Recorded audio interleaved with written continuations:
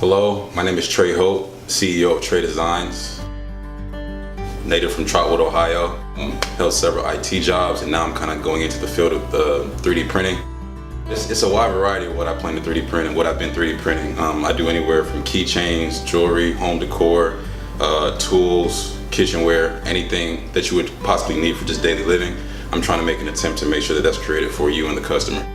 Long term, I would like to become sort of a manufacturer for the city of Dayton. And I know that's a very vague concept, but that's why I keep it vague, because I want to be able to make parts or anything that anyone would need.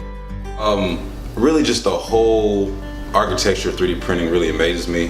Just the thought of it starting from an idea, something that is not visible by anybody except yourself, and then being able to turn it into a 3D object that's actually visible for everyone to see and actually enjoy.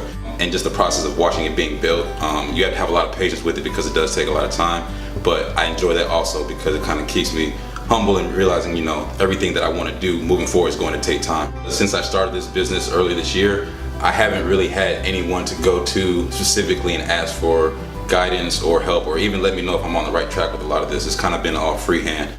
The second thing I will be looking for is definitely more connections. Just getting the word out about my business would help a lot.